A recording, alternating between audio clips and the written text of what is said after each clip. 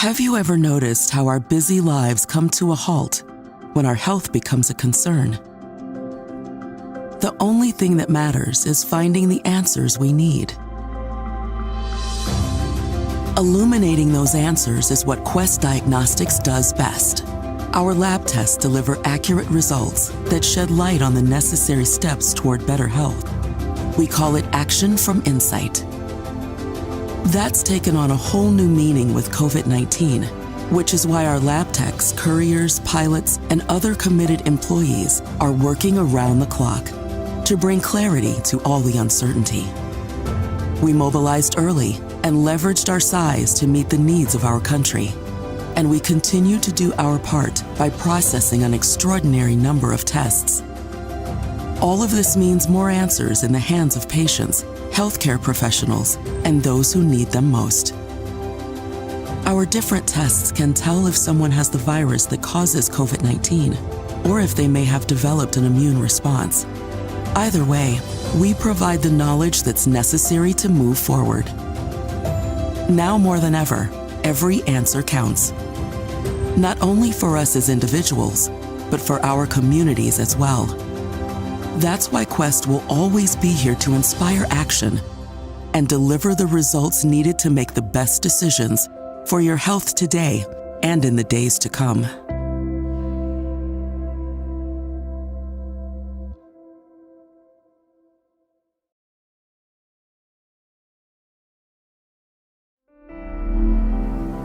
NAFIO was founded by a group of HBCU presidents who saw the need for a collaborative voice, a coming together of the richly diverse, historically black colleges and universities into a voice of one on issues across the gamut, issues for shoring up and making sure that the colleges themselves have the infrastructure, the personnel, and all that is needed to make them competitive and the best at their game, and a voice to let the world know about the richness of the diversity of HBCUs and their greatness. The Presidential Peer Seminars were developed to allow presidents to come together to develop an agenda to seek solutions to problems facing their universities. Today, because of the work of NAFIO and because of the work of its sister associations, UNCF, and then later the Thurgood Marshall College Fund, our institutions are stronger than ever.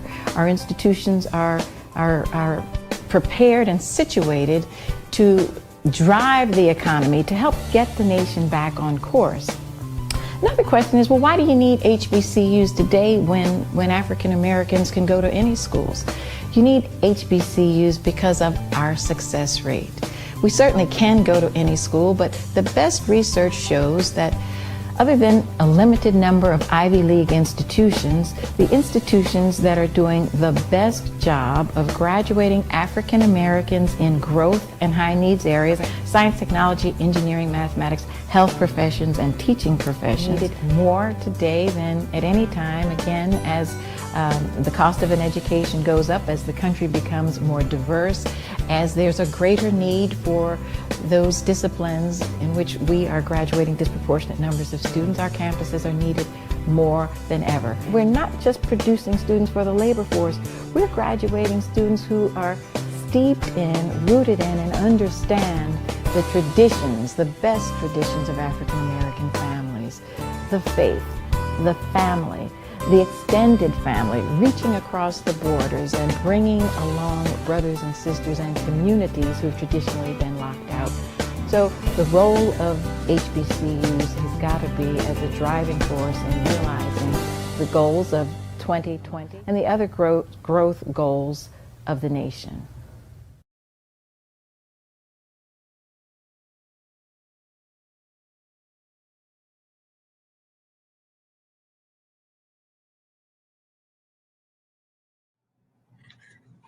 Good morning, everyone, and welcome to this session of our 2020 HBCU Sustainability Summit. The title of this session is 2020 Corporate Philanthropy, a corporate response to the challenges of today and the future. And I think based upon the conversations that we've heard in the previous sessions, this one will be timely. They set this one up extremely well. I do want to note that sort of a subtitle for this session is 2020 Corporate Philanthropy, a fad or a new future. To put that in the context, I don't think many of us in the HBCU arena has seen anything like 2020 in terms of the number of corporations who have stepped up to provide support for our institutions in light of some of the social injustice issues occurring around the country, as well as the COVID-19 pandemic. Some of us believe that this will be challenging to sustain into the future. However, we're not giving up on the fact that this corporate responsibility and recognition of HBCUs is not unsustainable. In fact, it is sustainable into the future. And so the day we have three gentlemen who will be giving you an overview of the work that they're doing in 2020 and perhaps what they might be doing in the future in terms of engagement with the HBCU community. Well, let me begin with brief introductions of today's panel. We start with Carlos Brown. Mr. Brown is a Senior Vice President and General Counsel and Chief Compliance Officer at Dominion Energy, Inc. He joined the company in 2007 as Senior Counsel, and he was named Director of Alternative Energy Solutions, Business Development and Commercialization in 2013, and so on and so forth. In January 2019, he was promoted and served as Senior Vice President and General Counsel for the company's Chief Legal Officer until he assumed his current post in December 2019. Mandel Jackson is the Vice President of Commercial Neurology at Quest. While at Quest, Mandel has also held the following roles: Executive Director of Commercial Learning, Southeast Region Executive Sales Director, and North Florida Business Unit Sales Director.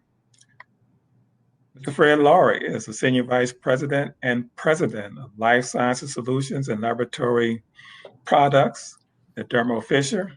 He joined the company in 2005 as Head of Operations for the Molecular Bioproducts business for Fisher Scientific International.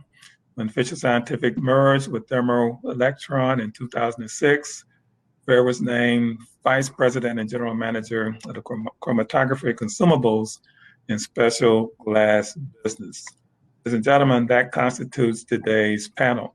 We will begin first by hearing from them, each providing a 5-minute or so overview of the company's current support of the nation's historically Black colleges and universities, and furthermore, describe the rationale for that support. So with this, we will start in alphabetical order with Carlos Brown. Mr. Brown, you have the floor. Good afternoon, or good morning. I guess it's about to be afternoon a little bit here on the East Coast. Want to thank you for the invitation to be on this panel and to share some thoughts from Dominion Energy's perspective.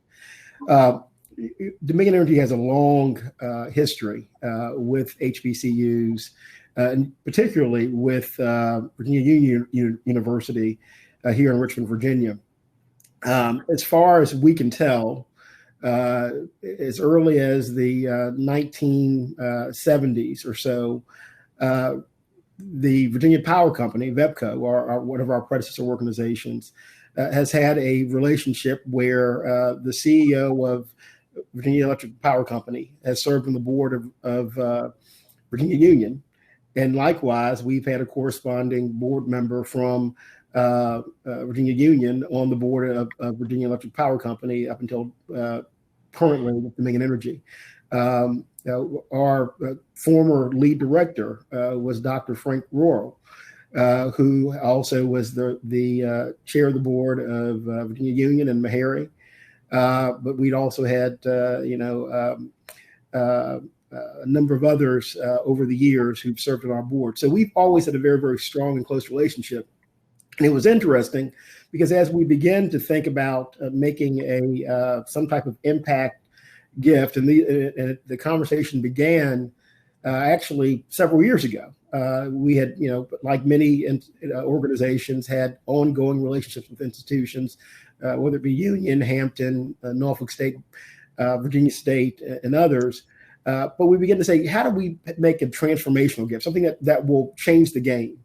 And so, just interestingly enough, our CEO approached a number of us and said, "Hey, let's look at this." And so, for really several years, we had been exploring what would make the most impact, how we could do something that was transformational.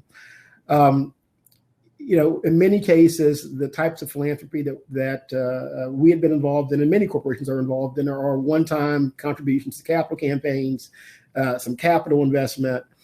But we began to really think about this effort in the context of the broader history of America and cultural and structural racism and discrimination, and the fact that HBCUs have typically been the think tank, the center of development for strategies to resist and challenge those institutions. And so we said, what can we do to sustain and strengthen those institutions? And so we began to pull the pens and pencils out, and came back with what we thought was a pretty aggressive approach. We committed this year $25 million to 11 HBCUs. In many cases, when we made the announcement, those were the largest gifts that were proposed to be given to those institutions in their history. In many cases, the endowment gifts were, in some cases, going to increase their endowments by 25%, respectively. In addition to that, we developed a $10 billion scholarship program that will be undifferentiated. It will be targeted towards African American students and underrepresented students from our service territories, of which those scholarships could also go to support students attending any of the HBCUs in our region, as well as other institutions. So in total, it was a $35 million commitment, 25 for HBCUs exclusively, and 10 million targeted to support students, some of whom may choose to go to non-HBCUs. We went to the institutions with the approach, look, we're not going to make you jump through hoops to create or develop some fancy new program to achieve these gifts. We said, tell us what you need. Now, again, we had a bias towards supporting endowments because we were able to do some comparative analysis, and we're really shocked when we realized the disparity that existed in the endowments of some of these institutions relative to some of the white institutions. For example, at the time when we looked at Virginia State University, its endowment was $47 million relative to Virginia Commonwealth University, which was $2 billion, or the University of Virginia, which was $9 billion. And so that made us aghast. We looked at institutions like Virginia Union, whose endowment was only $29 million, even though its history was long and storied. And so we said we really wanted to make an impression there in some significant way. But we also said that we understood that COVID created a unique circumstance this year, both with student enrollment, with not being able to collect room and board, and there's other types of fees. And so we said, look, if schools need operating capital, O&M, we're going to be open to that. And so we haven't formally announced, although I think we're going to do that at the end of this week, the awards. But I will tell you that a number of these institutions, we are making significant, in some cases, 7-figure O&M gifts to these schools, in addition to the other components, because we understand that there are real-time needs in the way of dealing with budget cuts, tuition shortfalls, and just other operating needs. But then we also said, look, we're going to put some money in the endowment, and we're going to make sure we provide some direct student assistance. So that's kind of where it came from. We have had a history. We have, over the course of the years, given in various capacities, but this will be the largest gift. And this is a 6-year program. And the institutions have been very astute to recognize this as a 6-year program. And with regard to some of the opportunities they've given us to provide these grants, I think there will be opportunities for us to extend that longer term. We see this as a strategic importance to us from a workforce development perspective, as well as from a just supporting the work of social and racial equity. So with that, I'll pause and listen to my colleagues. Thanks, Carlos. We'll go on to Mandel, because I know you can top that, right? I don't know. I was writing down those millions that Carlos was referencing. Hey, so my name is Mandel Jackson, and it's good to be on the panel again. I love the Hall of Fame, and of course, as an HBCU grad, my heart bleeds for all HBCUs. I will say, unlike Carlos Brown and others who you're going to hear from, the walk with Quest has not been that long. Quest Diagnostics just started the relationship in the HBCU community about 3 years ago. And actually, I think the first week that we were there, I met Dr. Robinson after an event. While a lot of companies can look to their rich history and investment, I will say that has not been Quest Diagnostics. But one of the things that I believe it is unique about Quest, we launched a 3-year strategy, and it was very deliberate, and it ties to what Dr. Robinson said at the beginning. Is it a fad, or are you here to stay? And from some of the work I've done in the past, I've worked with a couple of large organizations that I will not name that were in, out. We had a very transparent and honest conversation inside Quest 3 years ago. And we said, this is not a space that you can step into and step out of. It's not a space that you can do and expect return. Our staging was very, very deliberate. It was first, we're going to build some trust. We're going to establish some presence. We're going to invest. It may not be big, but it's going to be where it's needed. And we did that through the Hall of Fame about 3 years ago.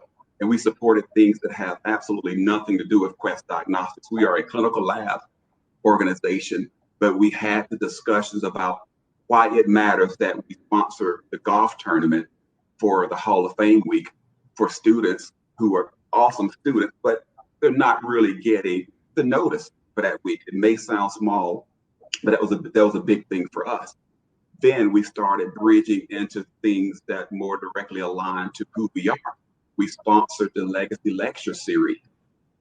The cost wasn't that extreme, but again, it's a part of this deliberate, because what we didn't want to do was get to a point, and now we're at this relevant stage, and no one knows anything about Quest. So we've paid for ads. We've found ourselves in places where typically when you ask people who is Quest Diagnostics, what you hear is they do the drug testing. Everybody knows that. But so now we're at a place that our CEO and our board was already ahead of some of what was happening. And it's not about the dollar, though I think the dollar of the Black community, to include HBCUs, is known in some spaces. In others, it's still ignored. We get the dollar. I love my CEO. He is committed to this space in ways that surprise some people. Our board is committed. We have now launched a whole new strategy, and I'm blessed because I've been asked to lead it, and I thank the Hall of Fame and HBCUs, because I think if it had not been for the work over the last years, it may not have happened. So as of 2 weeks ago, I took on a new role. I'm the new Vice President and General Manager of Quest Health Equity, and it ties right into here. So we have a couple two-pronged things happening now that it just so happens that right as COVID hit and magnified the reality that healthcare had been ignoring, or healthcare administrators and the systems had been ignoring, we were fortunate. It just so happened to coincide with everything that we were discussing strategically. We had already set aside $138 million specifically for healthcare disparity.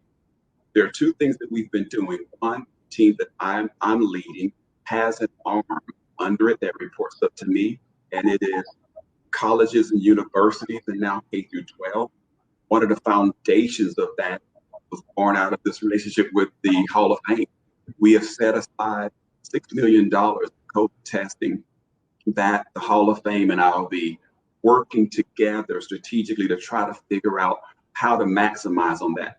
I was in a presentation with my CEO yesterday, and I gave an example. And my company, my executive team, they ask smart questions. I love that the vulnerability and spirit now is not like it was before. I think to Dr. Roberts' question, setting this thing up, fad or for real. I think you can tell by the questions that people ask.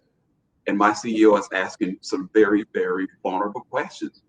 And I said, I liken what we have to do for HBCUs to some of the things that keep pastors up at night. If you don't have students, you're not going to be sustainable. If you don't have parishioners, you're never going to have a real building. The first thing that we did was we said, this COVID testing that we're doing, we have got to set some of that aside. It's not about driving revenue. It's about getting students healthy. It's about keeping them healthy and getting them back in school. We're doing COVID testing now at North Carolina A&T. We're doing testing at Bowie State. Dr. Robinson, I'm not even sure. I mean, I know what you guys are doing. One of my colleagues who also has been promoted, Ron Court, who is a FAMU grad. I'm an A&T grad, and he and I go at it. I was also Navy, he was Army, so we just really go at it. But he is leading the federally qualified health systems arm of our strategy for the entire organization. So one of the things that we're doing now is we're looking to see where the HBCU footprint aligns with our infrastructure. That's reporting on the RON for FQHCs. So anything that we can do to quickly get people back to health, we do it. We're going to do it. Dr. Robinson, we have a call with some staff members of yours, I believe, this afternoon, where we're talking about these types of things. So again, I can't say that we are where we want to be, but we're definitely pointing in the right direction. Thank you, Mandel. That was impressive as well. Thank you, so let's go on to Fred Laurie. Let's talk about what Thermo Fisher is doing these days. Yeah, I'm nervous about being last because it sounds like the numbers are going up, but you guys put the pressure on me. Yeah, hi. Nice to be here, and thanks for inviting me. Super excited to tell you what we're doing here at Thermo Fisher Scientific as it relates to HBCUs. So we early on in the pandemic realized that our technologies can help get the economy back going, can help get people back to work, back to school. And as we were looking at that, we thought about HBCUs as being for a couple of reasons. One is because there's a great need. If you think about the impact of COVID, it's been a greater impact in the Black community, both from incidents and deaths. And think about where our HBCUs are located. They're in Black communities. So we thought, how can we help HBCUs come back to campuses safely? And so we set aside $25 million to provide COVID testing for HBCU students, faculty, and staff at no cost to them. And the way we went about that was to stand up 8 CLIA certified test labs on HBCU campuses, and then create a hub and spoke process where collections or tests are collected at HBCUs. They're sent to these different campuses, HBCU campuses, and that's where the tests are run and the results are received in 24, 48 hours. It was important for us to not just, while I appreciate so much our customer Quest, who was one of our large customers on the clinical testing lab side, it was important for us to help to drive capabilities inside the HBCU network, not to just write a check, not to just partner with someone else, but really to build capability that would be lasting as it relates to COVID testing, but also as it relates to capabilities that students and faculty and staff are going to learn something that they can use in the future. So that was a really important part of the program. And we didn't just want to provide safe campuses, but we wanted to have HBCUs be out front of proving that testing or the testing regimens was a critical part of creating a safe campus environment. And so the HBCUs can be on stage in front of the PWIs explaining, this is how it works. This is the protocol that you should use. These are the things you can do to make for a safe campus environment and returning during the pandemic. So we really wanted to enable that in HBCUs. Then finally, as a part of the program, we said, hey, we're going to hire HBCU students and graduates. We are looking for the best talent, and we know some of that best talent is in the HBCU community. And so we committed to hiring 500 HBCU graduates over the next 3 years. And I'll tell you, this program is relatively new. I mean, we talked to Dr. Robinson probably the first time back in maybe early July. And at this point, we've identified over 3,500 HBCU students or graduates that are in our pipeline for hire. And so, what we're trying to do is to use this as a bit of a challenge to bring more HBCU students and really increase diversity in the biotech, biopharma, life science space.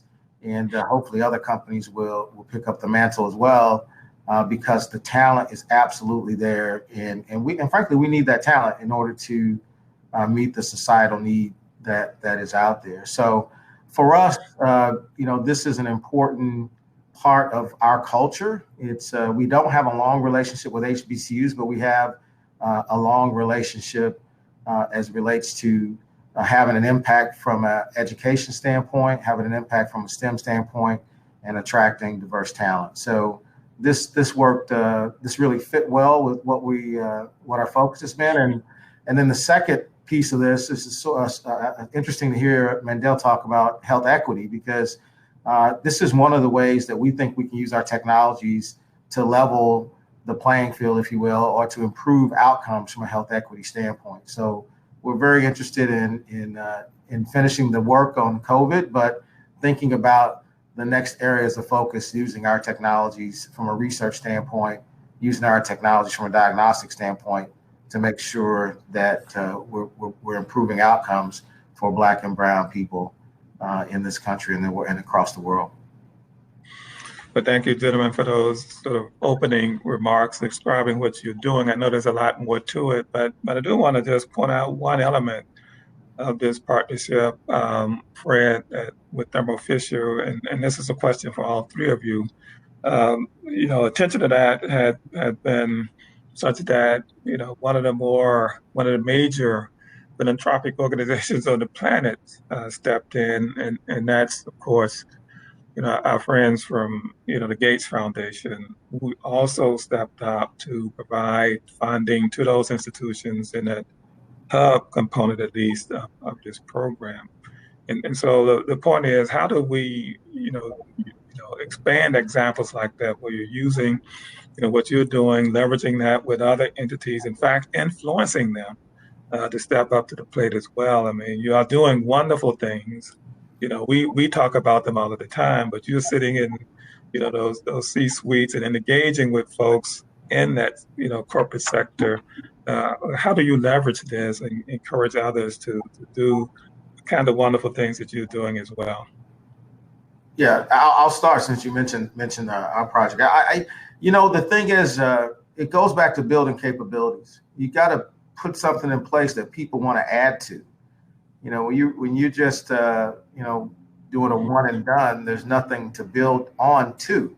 So it was important for us to say, hey, we're going to put some big rocks here. We know we can't do everything, and there are others that are going to come alongside and add to that and actually continue to build a foundation. So I think that is one of the important things. And then and again, that actually creates a situation where it's lasting. And then the other thing for us to influence our peers, our customers and our suppliers and our industry participants, I think you got to be vocal about this stuff. We need to be really vocal and stand up and say, hey, this is what we're doing and this is why we're doing it. This is the mutual benefit. We're getting a benefit, the HBCUs are getting a benefit, and really force the issue to say, hey, why are you not doing it? If you're a participant in this industry, you should be supporting HBCUs as well. So I think those are the two things, kind of using our bully pulpit in a kind way, but also building something that people can add to. Those are things that come to mind for me. Okay, Carlos. Yeah, Dr. Mandel, Robinson. go right ahead. Oh, I'm sorry. Man. Go on. Go ahead.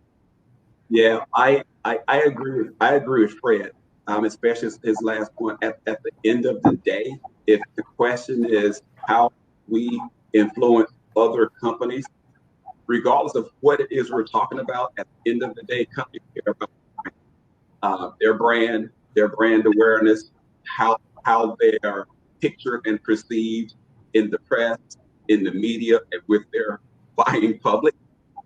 As we do more of this, and the brand campaigns are out and they're seen and they're memorable, that's the type of thing that makes boards and CEOs wonder, what are we not doing?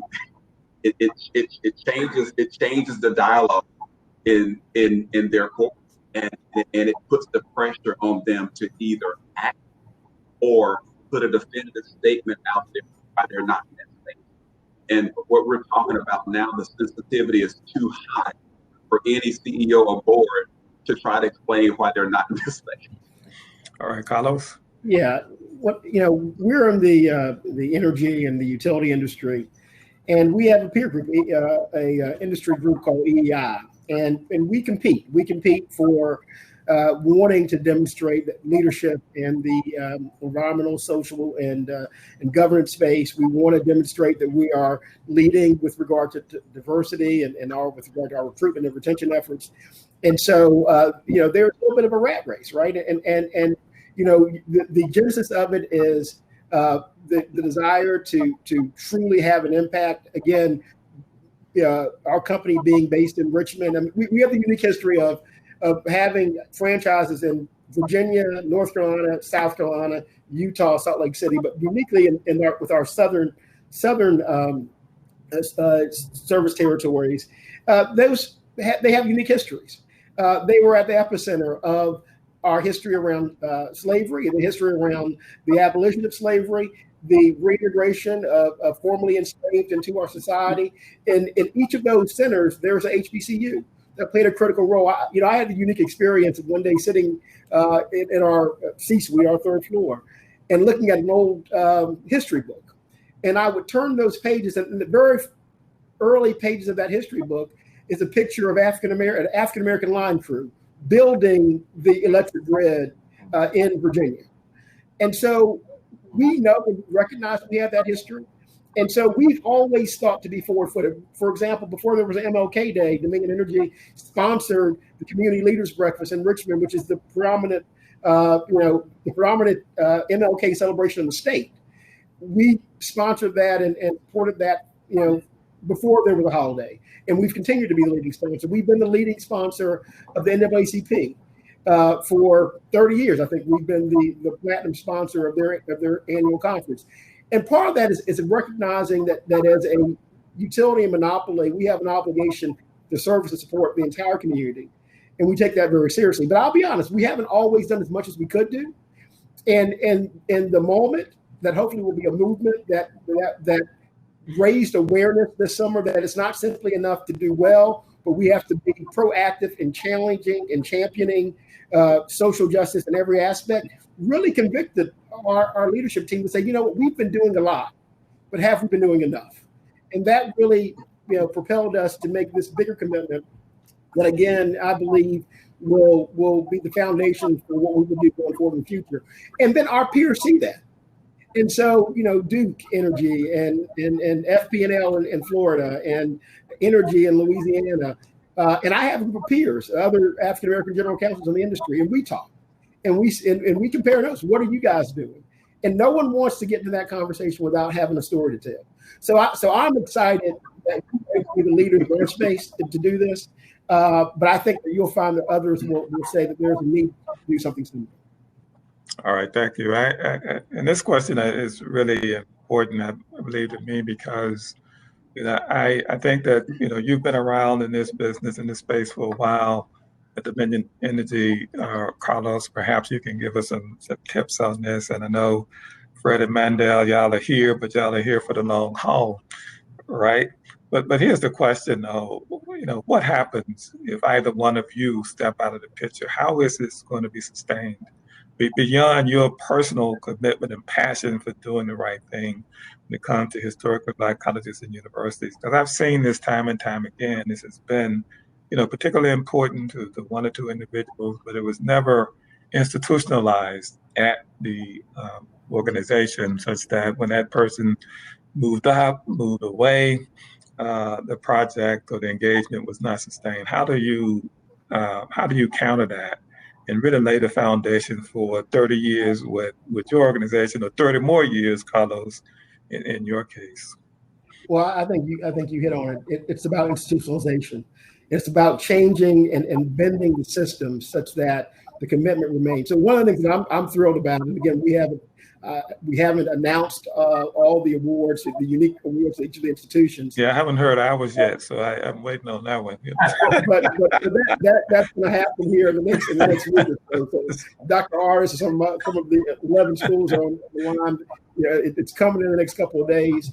But in a number of those institutions, there will be named scholarships. There will be named facilities that we will brand. And so once you put your name on it, you have to live up to that obligation.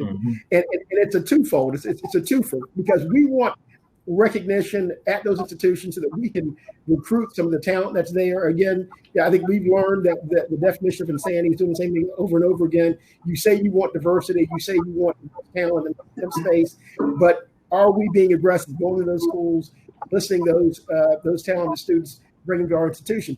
There are some institutions that in years past, they didn't want to send their students to us because we would take one or two, and those students wouldn't have the supportive environment. So now we're talking about building a critical mass, right? So we started something a couple of years ago called our Diversity Recruitment Conference, where we bring 128 students. We fly them in. This year we do it virtually, but we'll fly them in to Richmond. We put them in a nice hotel. We spend 2 or 3 days bringing our leaders through to be exposed to those students.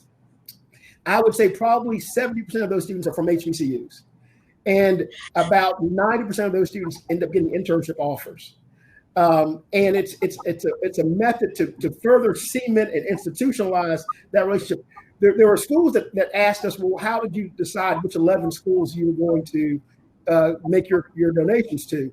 And we actually went through and looked through our systems and identified where do we have alumni, where do we have a critical mass of alumni from those HBCUs. And that's how we coded our list. That's how we developed our list, so that we were not simply throwing, $100,000 here, $50,000 there. But we wanted to go deeper into places where our current employees had come from and had demonstrated success, and where we felt we had a prime opportunity to grow the relationship. So you institutionalize it. The other thing that we're doing is we're putting endowments in place, right? And in some cases, we're doing named scholarships that are going to be real-time scholarships. But when those dollars roll through after 6 to 8 years, are we really going to want the Dominion Energy name to leave that campus? We're not. And so we are interweaving into the fabric of our philanthropy a commitment to these institutions, because it supports our diversity mission, effort and mission, but it also supports what is fundamentally different about this, which is the commitment to social justice.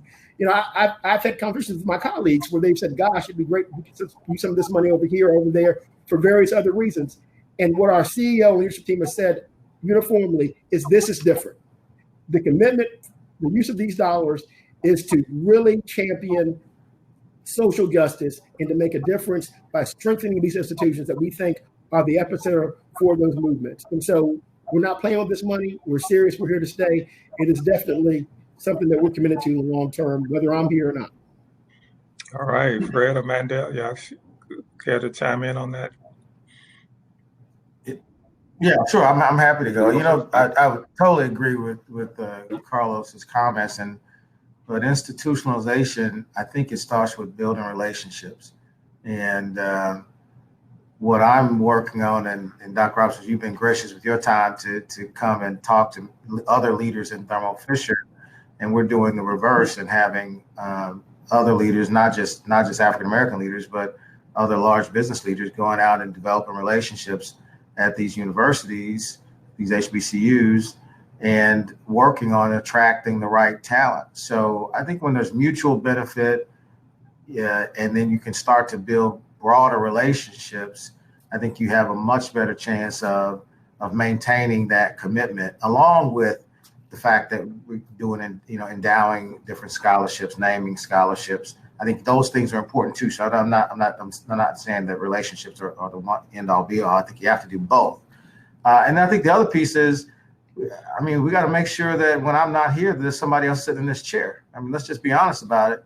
And we have a great FAMU alum who's right behind us in this organization, Mike Dubose, who's on fire about supporting FAMU. But that's the other commitment that we have to make internally, is that we are not the only one that actually has enough influence in the organization to make a difference. And we need to make sure that as we increase our diversity, that we're developing talent in a way that continues to reflect the needs of our constituents. So that is absolutely my commitment. And let me just say one more thing, is that when you're sitting at the table, you got to speak up.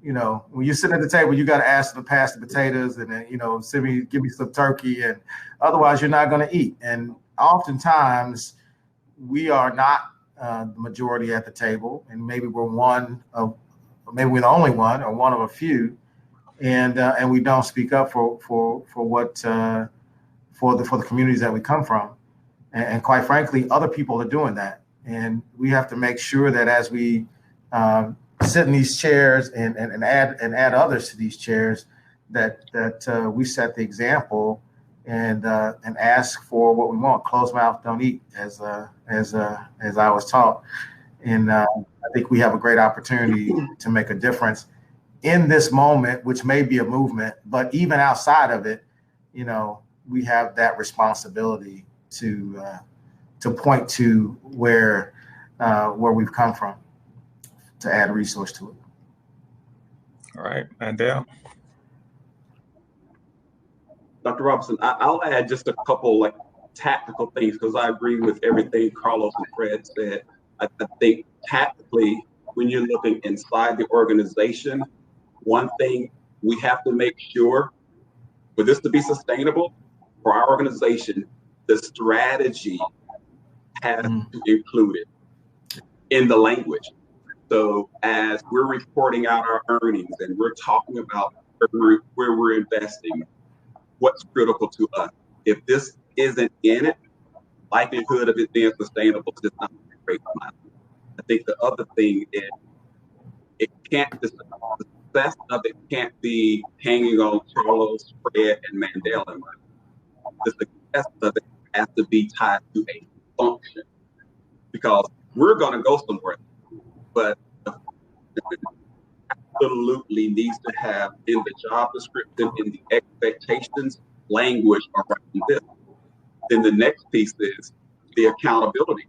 What I've seen is, even when you have the strategy and you have the function, if the accountability for making it happen isn't spread through the organization, it starts fracturing. The accountability needs to be shared. So if we're a national organization, and what I learned from my CEO yesterday is he gets it, and he's an older white gentleman who clearly gets it. And his statement was, what we're doing needs to be equally felt in the regions where the disparities are. Well, what he's really saying is the regional leaders, the vice presidents of sales in those markets, they're accountable for making stuff happen. And it just so happens that all of those regions where HBCUs are, there is a Quest Diagnostics Laboratory. So I think, and the last thing is, after the accountability, I think the penalty needs to be known. If you don't make it happen, there's a price to pay, because this is a strategy that we commit to in language, in the street, and in your market, it's not happening. Yeah, that needs to be an issue. Thank you. I have one more question before I go to a couple of questions we have in the chat. How can we make this easier for you? Can we tell you where to park the money truck? Can we paint that orange and green? What do we need to do to really make it easier for you, because there are challenges on both sides, right? And we want to make sure that we hear from you on some suggestions you might have in terms of what you've learned over the years, right? And we know, as Carlos pointed out, there is a significant giving gap, right? We understand that. We're trying to narrow that. But what can we do to make your jobs easier when it comes to contributing to these institutions? I'll jump in. And, one of the things that was interesting as we were trying to distribute the first 25 million is in some cases helping to coach the institutions and say, look, I know that there's a wish list, but every institution wants to fund strength, right? And frequently the question I ask is, what do you think you do better than anybody else in the country, right? Sell me that, because that I don't have a hard problem buying that. If you tell me that you're an institution that doesn't have a STEM focus, but now you want to start a STEM program, well, whether it's $1 million or $2 million, that probably isn't going to be adequate. So what we want to, what generally corporations want to do is, you always want to fund a winner, right? You always want to fund something that's going to be a success, and that potentially has a dividend back to you in the way of being able to recruit, retain, it ties to your business. So as we come to your institutions and we're looking for opportunities, sell us what we want to buy, right? As opposed to trying to sell us the new football stadium or or maybe a dorm. Now, there will be opportunities once relationship has been developed where you can articulate, hey, there's a need that may not necessarily tie to your business. It's not STEM related. It's not energy related. But hey, we really need to renovate this dorm. And once that foundation's established, then you can do that. But the initial dollars are always going to be, the hook is always going to be better when you're selling us something that we readily want to buy. And I think, you got to be careful, and we've talked about this internally. When you deal with large, well-endowed institutions that have advancement or development organizations, they have a certain polish to them. I mean, they're slick as grease. And then some of our HBCUs, they haven't had the institutional resources or capacity to build that. And so folks can be critical. And so what those of us, to Fred's point, that are in the room, we have to say, hey, wait a minute. You can't compare this university to Virginia Tech or North Carolina, or UNC.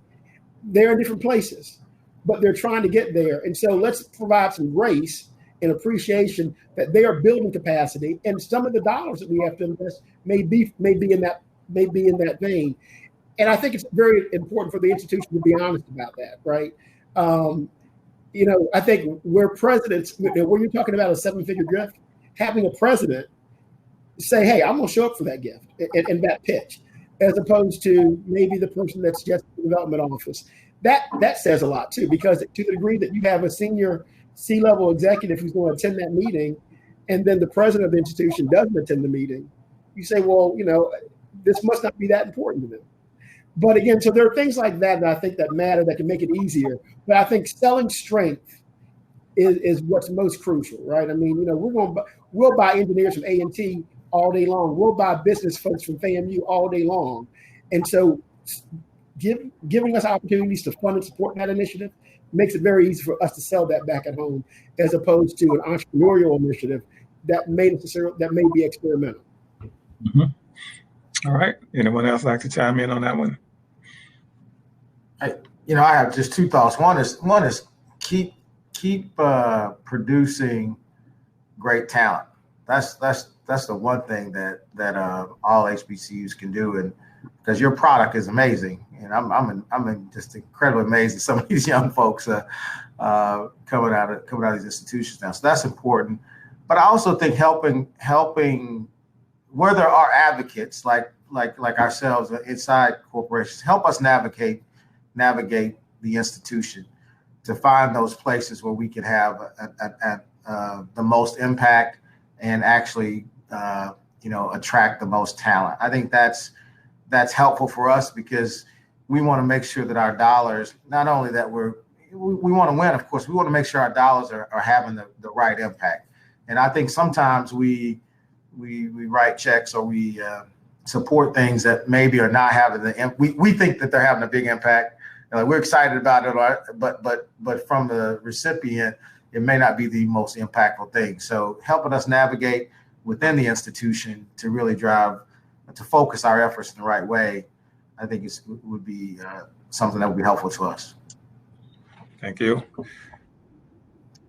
Yeah, Dr. I agree with Fred's last point. Is help us and drive us the right way. I think understanding what our organizational strategy is help, and when we come to the table, it would be awesome to hear someone on the other side say, I understand what Thermo Fisher's mission is. Let us show you how that investment that you want to make here, let us tell you where it needs to go to help you accomplish what you're trying to do. That always goes up well. It's to what Carlos said earlier. If people get nervous when we pull up, and I have a proposal that I got from Texas last week. 70% of it was going in places made me think, they don't even know what we do. And they certainly have no understanding of what our mission is right now, that they can take advantage of. So that is just sort of a waste. And now we can't do much to help them until we can educate them. Just educate yourself on a little bit of who we are, what we do, and what our situations are right now. Pull up in and say, let me show you right now how we can help you with those dollars, what you promised you're trying to. So Mandel, you just made a liar out of me, because you made me think of one additional question I need to ask that I've been thinking about, and that is, where do we need to be in terms of where you're going, where you see yourself going over the next 5 years? Are there any particular niches, any particular areas that we need to focus on and get our students and faculty ready, as you move into those directions? Because I know you're not planning on standing still. You're in a competitive environment as well. So what do we need to be looking? What's over the horizon? Yeah, I'll say for us, I think each one of the organizations, Carlos's organization is in one place on this continuum. Fred is somewhere, and then you have, I think each organization type has opportunities. So for Quest, we're just starting on the internship piece. For Carlos and his organization, they know exactly where to go for this student and for that student. For talent, right now for Quest, talent acquisition and the HBCU opportunity, the new one. Last week, we had a discussion unplanned, and it was, hey, let's canvass our employees in the U.S. and determine who went to an HBCU. Well, we started with Ron Forsey, who went to FAMU.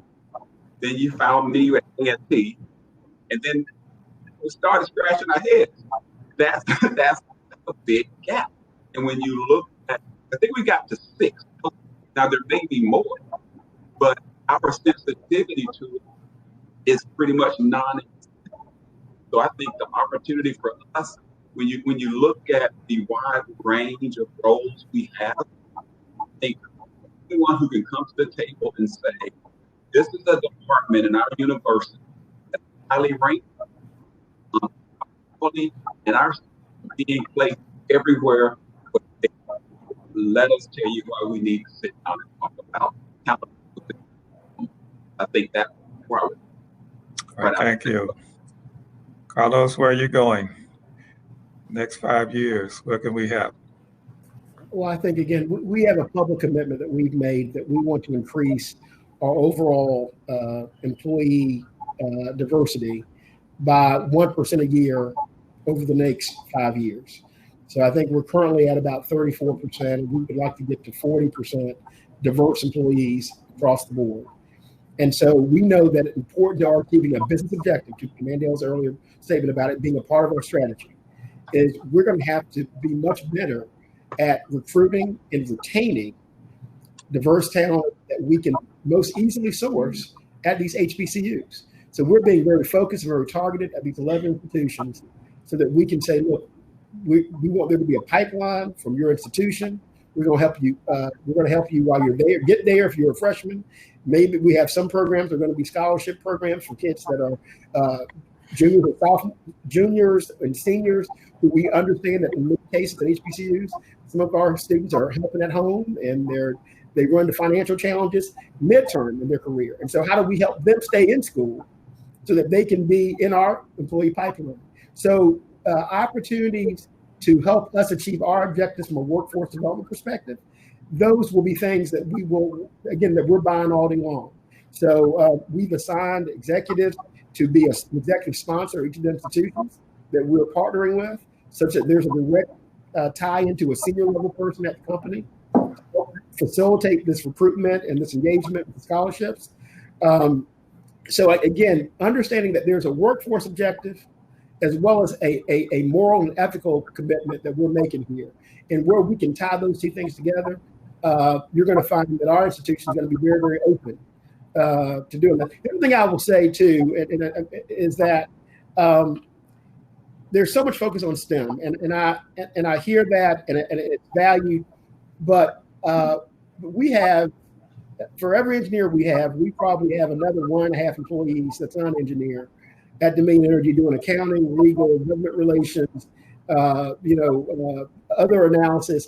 And so there are times that I feel like our HBCUs are pushing STEM so aggressively that they're neglecting the fact that, only one person on our third floor in our executive suite has an engineering degree. So there's a lot of institutions that have strengths in other areas, and you should not neglect or undersell those programs and the opportunity for those employees as well. I mean, for those students as well.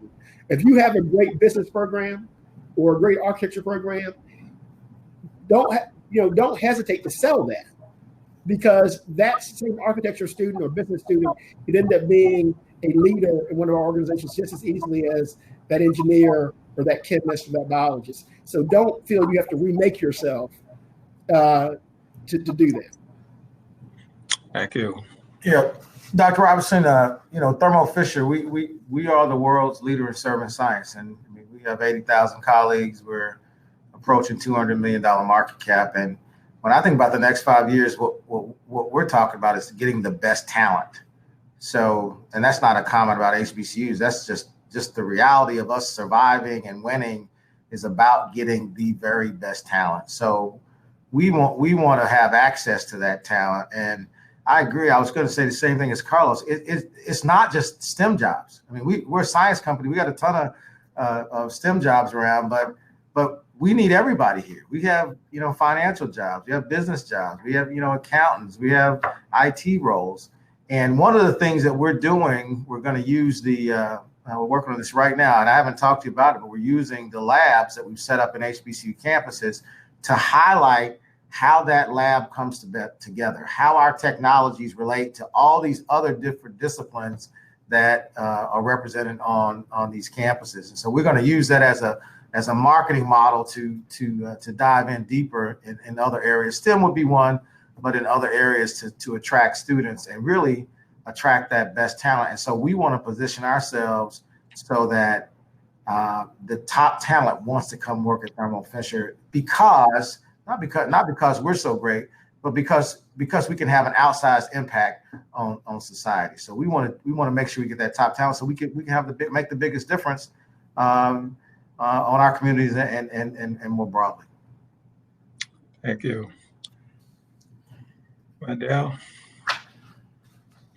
So we have a couple of questions in the chat room I'm going to share with you at this point. And the first question is verbatim. It reads, it appears the majority of funding is focused on HBCUs in the southern half of the country. Is there any discussion on additional funding for HBCUs in the North and Midwest?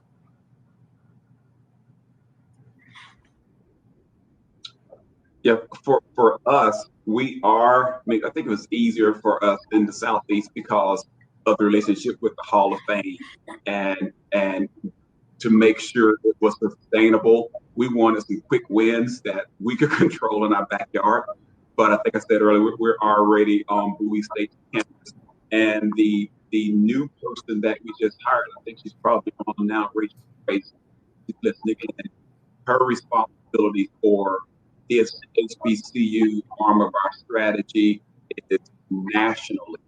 So, and we're really sensitive to, I think this is a great question, we're sensitive to going out to where there typically is no attention. And just to give you an example, tribal colleges and universities is also a part of accountability. So when you look at just disparities in health, the most forgotten is the American Indians up in the Midwest. We're taking the same approach there. It's do not use having no infrastructure there as an excuse.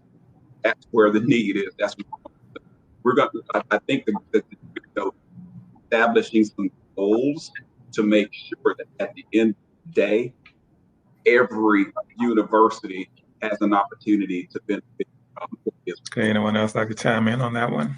Yeah, I'll just say that ours was driven, our strategy was driven entirely by our business footprint, right? Again, it's going back to Mandel's point about tying into your strategy, your workforce development strategy, recruiting and retention strategy. So we are investing in Wilberforce University and Central State in Ohio. But in that we predominantly are in the Mid-Atlantic area. That's where our focus has been. And again, just tied into our business strategy and our business footprint. Yeah, we're not really focused regionally. We do have regional labs that we set up at HBCUs, but that was primarily just to manage the population. But the testing services are open to all HBCUs, and frankly, we're just getting started as it relates to building deeper relationships. So we're very open, and it's not we don't have an issue as it relates to regions, and we're a global company and a large footprint all over the nation. So very open to working with multiple schools. Okay, thank you. The next question is, are your opportunities only for students pursuing four-year degrees? How can two-year HBCUs be engaged in the process? That's from Denmark Technical College. I'll jump in on that one because Denmark is a part of our service territory. That $10 million scholarship program is open to people pursuing two-year degrees. Okay. Anyone else? Yeah, for us, we don't have a program that's established right now, but the majority of our opportunities throughout for Quest throughout the U.S. are ones that do not require a four-year degree. And our career board is very, very current. So for that easy one, reach out. You can look on the career board and then just reach out to whatever name you see, because typically the hiring network is on it. But it is, it's not a known opportunity out there. Most people assume that you have a four-year degree because the face of Quest, our sales reps and our sales leaders, the foundation of Quest that does the day-to-day operation from the couriers to the phlebotomist, the med tech. There are rich opportunities that do not require. Yeah, and for us, our COVID testing program is open to all HBCUs, two-year schools as well. And if you need to get connected, just Google the JUST Project, Thermo Fisher, and go to the site and sign up, and we'll reach out to you. Okay. The next question is, what about investing in an apprenticeship experience that would be somewhat more extensive than an internship? You know, I'll start with that. We have multiple, we don't call them apprenticeships, but effectively that's what they are, the leadership development programs. We have them for general managers, we have them for financial leaders, we have them for engineers, et cetera. And we are actually moving to target some HBCUs as feeder institutions for those programs. Some of those programs require a master's degree, some of them don't. But they're rotational programs where you either 1 year or 2 year rotational programs, and where we keep track of those alums out of that program and make sure that their careers are moving along the right path. So super opportunities really to develop yourself and build a career in the company. Anyone else want to chime in on that one? So we have an additional question here. It might be more for HBCUs than you, but you are welcome to take a bite at it. And that is, the question is, can HBCUs facilitate creating innovation districts similar to some PWIs that create places talent wants to be? I think the only way to make it relevant was what could y'all do to help facilitate that happen? Okay. Because we would certainly love to do it. I think there are opportunities for that. I think that, and we have an extensive innovation effort. I'm sure that both of my colleagues from their organizations do as well. And again, it's I think the question is, what's the infrastructure around it, right? And how much of a startup enterprise is it? For example, if you were to be able to bring 3 or 4 or 5 major corporations in and that HBCU be the center. For example, one of the things that we're doing in Hampton Roads in conjunction with Hampton and Norfolk State and some others is develop a clean energy center where we're going to create some workforce development opportunities, partnering with Hampton, Virginia State, and Norfolk State uniquely, but Union may also play in that, where we're going to provide funding for that, and we're going to center that facility around the clean energy future, right, and jobs and opportunities in that space. So that's kind of that concept, right? But that's being driven by our interest in that space, right? If it was innovation generally, I think you have to bring a lot of other corporations to bear. But we're very interested in supporting innovation in the clean energy space, and then leveraging those institutions as the centerpiece for that. Okay, thank you. So we don't have any additional questions in the chat room, but I have at least one more I wanted to share with you and present to you, and kind of goes back to something you said earlier, Carlos, because I really think that, one of the things I saw at my graduate PWI, I tell people all the time I was confused as to whether or not I was on a university campus or Wall Street, because every building was named after some Fortune 500 company, right? and I know that wasn't just because they felt good about it. It's because the level of investment that they made, but also the, I guess, return on that investment as well. So the question is, how do we get there, right, within the HBCU community? The level of investment that, we're funding, things that really have sustainability, over the years. I appreciate, as every HBCU president, I'm sure, does, the investment in students and faculty and other resources. That is incredibly important to us now, but there's another level, right? And I think that's where we want to get to, and how do we get there, and take advantage of the momentum that's already here in 2020 to make that happen. So I'll take this, but I'm going to leverage off something that Mandel said earlier. It's again it's about tying it to the strategic.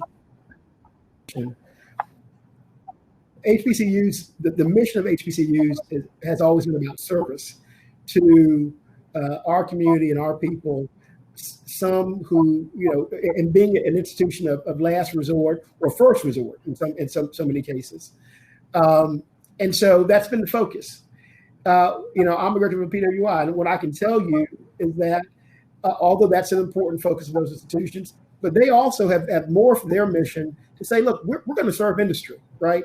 If we need, for example, Amazon is moving their second headquarters to Virginia, to Northern Virginia. The state put together a program principally led by Virginia Tech and UVA to provide educational training resources, degree programs catering to that institution. Well, you got to believe that with that, you're going to see residual resources coming to those institutions to facilitate that. And so there's been more of a consideration of how do we make the institution cater to the industry and marketplace that we serve. So there's a strategic benefit, right?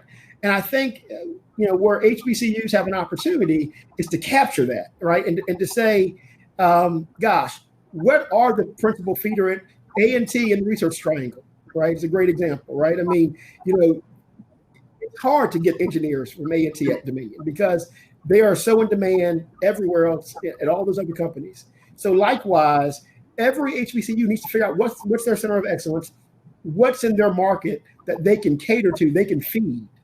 And all of a sudden, those institutions will say, wait a minute, if this is going to be a supply chain resource for me for workforce development to get the people I need to do my job, because it's becoming more and more competitive to recruit and retain people, then I'm going to invest in an institution because I need all the help I can get to as Fred said, get the best people. So I think Mandel called it out. It has to be tied into the business plan, and you have to know what we're looking to buy when we show up on campus to talk to you.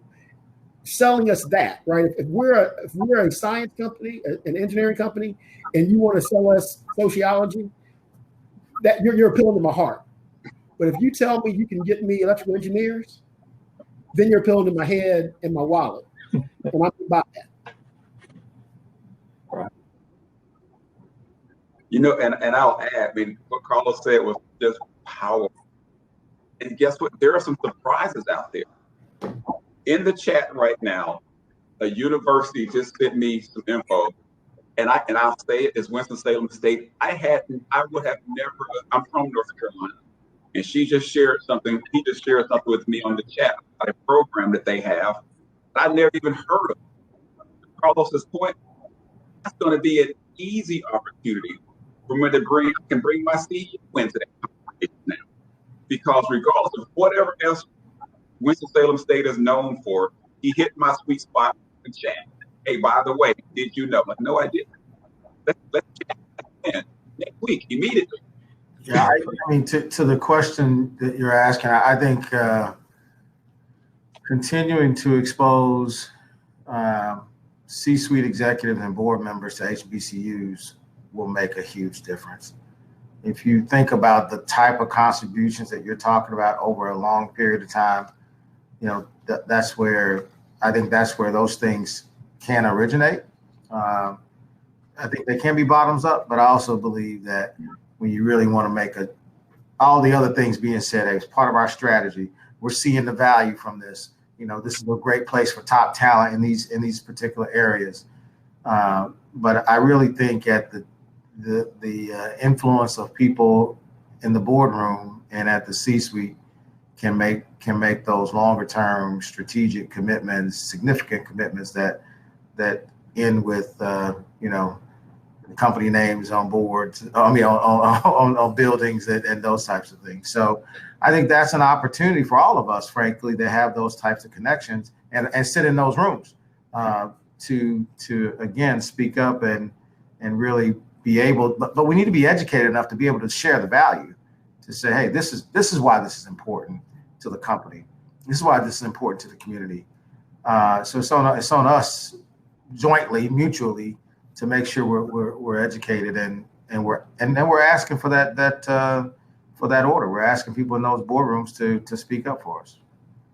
Yeah, Fred, I do want to go back to a point you made earlier. When you do get a chance to sit at the table, right, making sure you keep that door open. I do want to commend you for opening your leadership team door to be in another one of my colleagues to talk about, how we could advance our relationship with Thermo Fisher within the HBCU community. We need more of that, right? And I think that was a novel experience, right? I mean, you opened the door for us to talk to the people at the C-suite. They can hear it directly from us. And I would like to challenge anyone who hasn't done that yet take that opportunity to do it, right? You pick who you want, right? It could be those obviously who you have, the best relationship with, but opening that door up, I think provided a sort of an enlightenment for some of those folks who never heard, about the great work that we do at our institutions. If I could just add to that, and thank you again for doing that, but you'd be surprised. You think that people know things, but they don't know. So it's not necessarily a lack of caring. It's sometimes just a lack of knowledge, just a lack of exposure and visibility. And I think with making those connections, you create opportunities, and we should be, in this case, really touting our own horn and saying HBCUs matter a ton to society, to our society. And this is where the talents come in. And frankly, now is the time when you think about the prominent HBCU graduates that are excelling in multiple areas, even moving into the White House. It's going to be super exciting for us to use those examples to expose our colleagues to the reason for us to support HBCUs. All right, so I have, speaking of politics, that's where I want to go next. Oh, no. Right? We well, politics is everywhere all of the time. It never goes away. But how do you envision, these relationships, in light of the change that is occurring in Washington, D.C. and perhaps in the U.S. Senate, et cetera. But even if it doesn't change there, there's likely to be a new team in Washington, D.C. How do you think that's going to impact how you engage with the community in the years ahead? Is that to me, Dr. Robinson? I'm looking at you, Carlos. Here's what I would say. Hey, go for it. Again, we are a highly regulated institution, and so principally regulated at the state level, but also the federal level. So we're always very, very sensitive to those issues. I think, right now, especially, there is a receptive audience politically. And I think, quite frankly, if you are in a blue state, right, you ought to have a fairly receptive audiences. But here's one thing that's really interesting is that, and I've had some of my HBCU colleagues, graduates say that they had some successes under the prior administration, or the soon-to-be prior administration, with regard to providing some dedicated funding to HBCUs. And I do think it's important that the interests of African American people always be considered and not taken for granted. So I think in short, I think you'll have there's a receptive audience. I think you'll find that corporations will again, and part of this movement that hopefully goes beyond the moment, they're going to be continuing to be engaged. I think this is a unique opportunity, a moment for HBCUs to strike, to make the ask. Right? If you ask for 100 million and you only get 50, well, guess what? You've had a good day. But I think it's also important to again weave it into the strategy, to understand. When you go fishing, you use a certain kind of bait to catch a certain kind of fish. I think that strategy has to be well considered, because the winds will change, and you want to make sure that, to Fred's point, that you have institutionalized your relationship with senior leaders and those below, who will be the next set of senior leaders, long before that happens. So for example, with every corporate foundation, there's a budget. We do a budget every year. And there are certain organizations that are in that budget, even if they don't know they're in that budget. And there are times when we get asked, can you call this group to see if they want this money this year, because they haven't asked us. I find that fascinating. And what you want to do as an HBCU is you want to get yourself positioned so that you are presumed to be in that budget. And that every year you're knocking on the door, but you're selling a product that we are hungry for. And I can guarantee you that will build that institutionalization, such that It won't matter whether I'm there or Ed Bain, one of my colleagues, is president of Virginia Power, Dominion Energy Virginia, or any of the rest of us are there.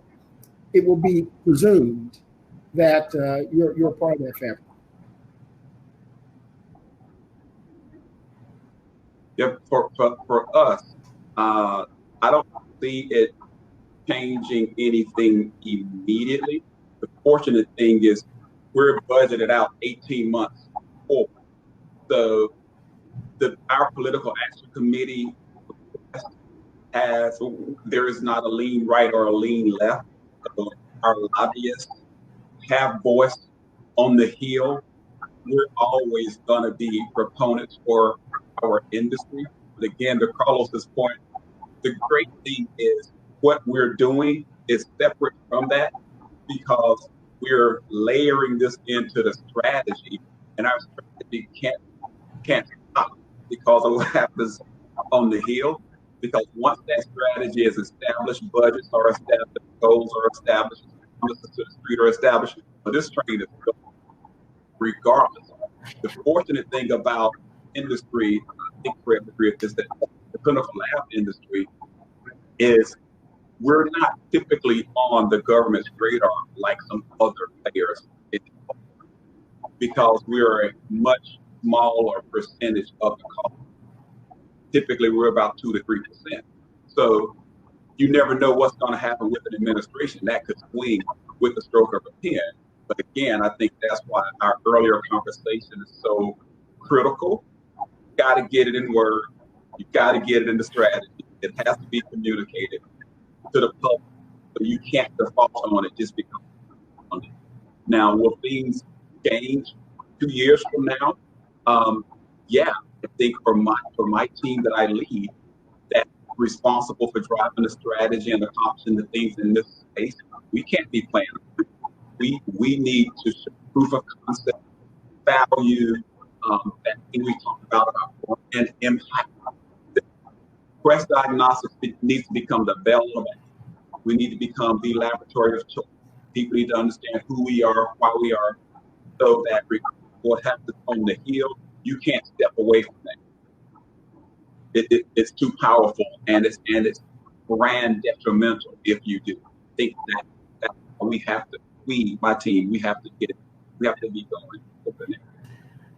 Yeah. So from a Thermo Fisher standpoint, I mean, we're our strategy is and our mission is really to enable our customers, and that has nothing to do with what administrations in office, and that's the same for our philanthropic efforts. So we're committed to that, notwithstanding the administration, and we're committed to making whatever administration successful as a company. So I don't see any change in that regard.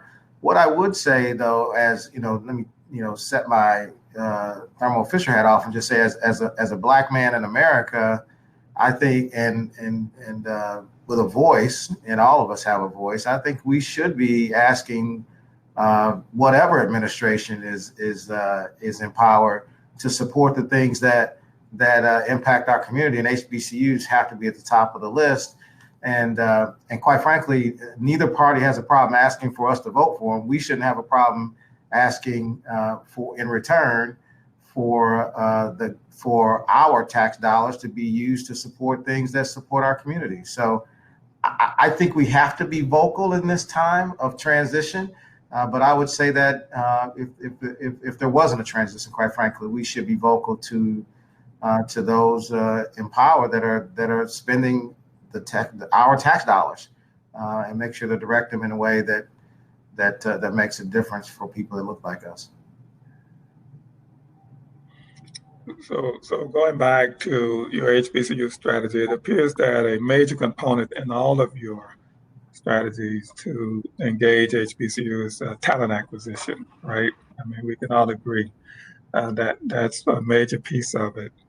I spent a number of years in the private sector before joining Florida A&M University, and I've seen, the good, the bad, and the unspeakable. when it comes to some of the things that goes wrong with regards to reaching out and hiring and retaining minority talent, African American talent. And one of those has to do with the fact that, going back to something I said earlier, sort of institutionalizing the relationship so that everybody from the top to the bottom understands. Because let's be honest, in general, that talent that you're going to bring in won't be on the same suite that you're in, right? You will likely not see them unless there's a deliberate program of effort, like the one that Carlos just described, in order for you to do that, such that by the time you get to reach out to them, they could be gone, right? And one of the tragedies that I've seen is that, you know, those are going to be our shining stars. That's who you recruit, right? That's who everybody wants. And their work carries a lot of weight back on campus. And so if they have a unpleasant experience, right, the chances of getting the next one, you know, becomes slimmer, right? Not impossible, but more difficult because they share those stories in that network that they're in. Not just that one HBCU, by the way, it cuts across the community as a whole. Yeah. So how are you going to ensure that, you know, when these young men and women come in, right, and they encounter people at the level that they're going to come in at, and let's be honest about that, right? How are we going to make sure that they're going to provide them the perspective about working at your companies that will help them feel like they're going to be part of the team and they're not just, quote, a minority hire? So, I mean, we've done a lot of thinking about that in the last 5 years. And one of the things that we did is we really invested in developing capacity resource groups. In our case, African American Resource Group and AIM, which is the American Association of Blacks in Energy. And what we realized is, to your point, Dr. Robinson, you hire a great engineer, and we put them into our transmission engineering group, where they may be the only African American there, and they're the most junior person. Well, how is that person getting cultural support? How are they learning about the hidden culture of the organization, things they need to be concerned about? And so by creating these ERGs and really funding them well and supporting them, for example, I was the founding chair of the African American Resource Group, and when I was a director, and now that I'm the direct report of the CEO, I'm taking back over. Our CEO, the current CEO, the new CEO that just was announced in October, Bob Blue, he was the executive sponsor of the African American Employee Resource Group. And what we got to get the word out to our new hires, that you can walk into an ARG meeting and be sitting next to the CEO or the future CEO. And so there's a reason for you to show up at that meeting, to develop that network and those relationships. There are individuals that I worked with as chair of ARG who I have been able to sponsor because I know them. I've worked with them in that capacity, even though our disciplines are very different. That's an area of opportunity for cross-pollination.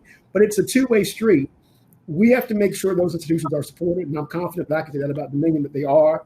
But we also got to make sure that the new hires engage and leverage those resources, because one of the things about working in corporate environments is it is kind of a survival of the fittest, and people are only going to check on you so much. And so, and one of the things that we've learned is that our HBCU grads coming out of a supportive and nurturing environment, they get dropped off at a Dominion Energy or Thermo Fisher. It ain't the same place, right? And so you have to develop those coping mechanisms and that cross-cultural communication and skill to be able to be successful. These employee resource groups, these mentorship programs that we've developed are designed to do that. But you have to take advantage of that and leverage that, because there's only so many life rafts that folks are going to throw to you. And so we've become more sensitive in building our bridge, but we got to make sure the students, when they get there, they understand what their challenge will be as well. And when you do it right, it's a beautiful thing. But it does take work on both sides.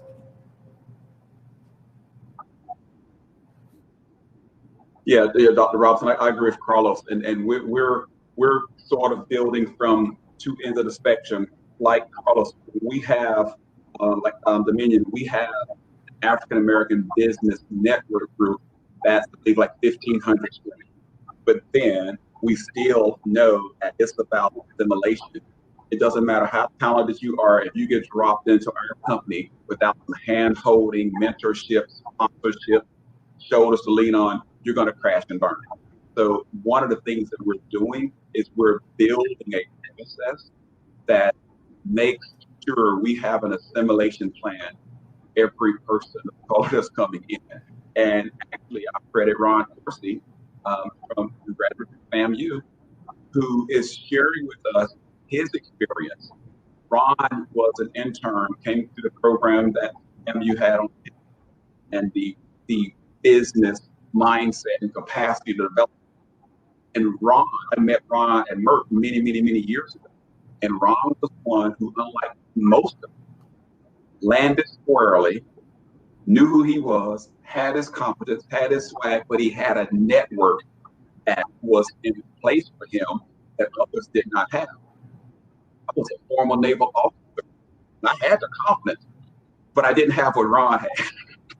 So it's about institutionalizing it and building things that do not allow smart people, talented kids to step in trap doors. Yeah, I agree with everything that's been said. ERGs, our employee resource groups, are very important. We've got corporate ones and then local chapters at different sites, and then we also have onboarding plans that include identifying a peer mentor for every African American or every Black colleague that we hire, to make sure people get connected and with somebody even outside of their direct chain.